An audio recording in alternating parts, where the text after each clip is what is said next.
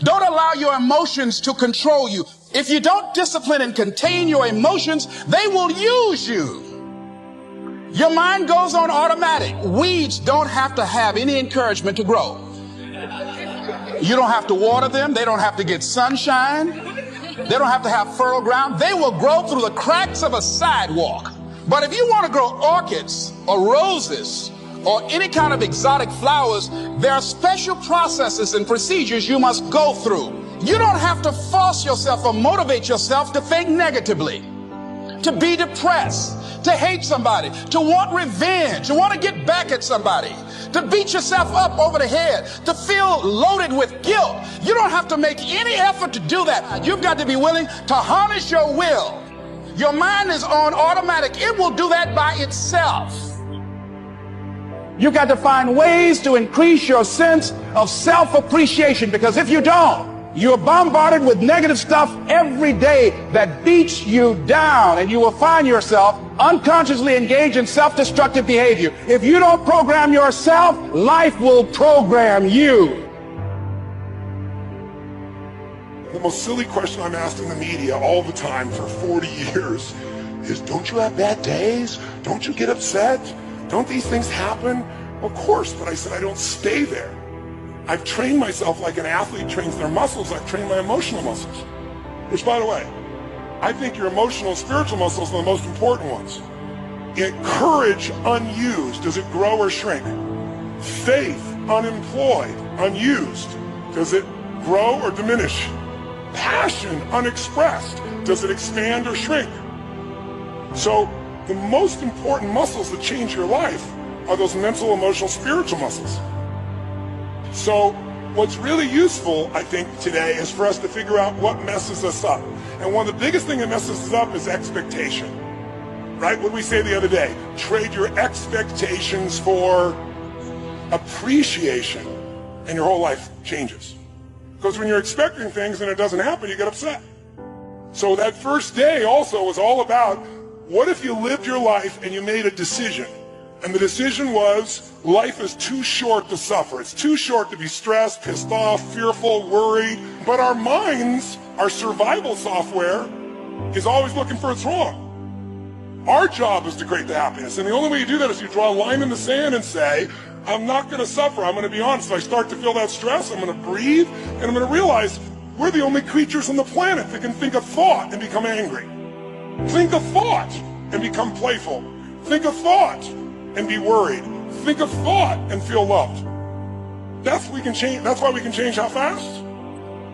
But you have to take control and train this brain. If you don't train this brain, it'll use you instead of you using it. You have to identify with your heart or your soul or your spirit instead of the brain. As I said, in China, the heart is the emperor. It is the highest energy. It's the thing that is worshipped, because when you were born, there was no brain. Your heart started beating and there wasn't a brain in you as a fetus.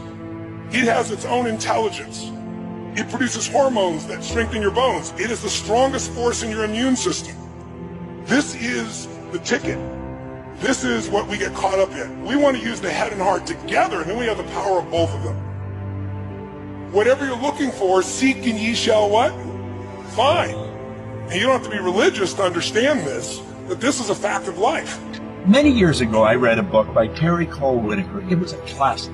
What you think of me is none of my business. Think of the amount of time that is wasted on negative energy, wondering what other people think of you.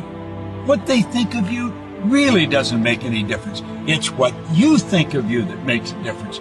So as you go through the day, don't worry about what other people think of you. Just say, I'm all right. I'm God's highest form of creation. So what people tell you doesn't matter at all. It's what you stack. It's what you assemble.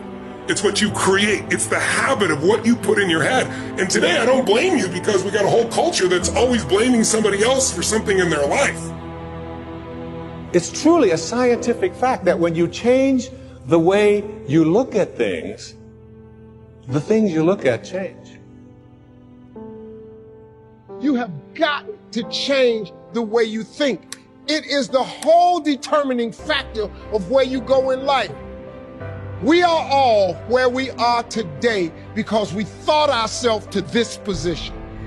If you don't like the position, think yourself out of it. Your brain is divided into two halves, positive and negative, good and evil. Each half of your brain has millions of factory workers on each side. You got 1 million factory workers on the positive side. You got 1 million factory workers on the negative side. At the forefront of each one of those factories in your brain is a foreman. You got foreman positive and you got foreman negative. You are in charge. You're the boss of the factory. Guess what? We are how we think. You wake up in the morning and you say, man, I don't feel myself today. I got up on the wrong side of the bed. I'm not a morning person. Foreman negative hears that. He steps to the front. He said, what did you say? You say, I said I woke up on the wrong side of the bed today. I'm not myself. I'm not a morning person. He says, you got it right away. He said, hey, the boss just woke up and said he's not a morning person. He's having a bad day today, and he ain't feeling himself. Let's get to work. The 1 million factory workers start producing thoughts to justify what you just said. So now guess what? Man, I hate my alarm clock went off this morning. I got to get out here in this traffic. I'm going to drive down here today. I don't even like these people on my job. I can't stand this car I'm finna get in this morning. Sure wish I had a new car, but I'm driving this ragged-ass car. And on and on and on. And your day starts tumbling into what you ordered at the top of the day. You could wake up in the morning and you say, you know what? Today is going to be a great day today. I expect something really good to happen for me today. You said, what did you say? You say, I said I'm having a great day today.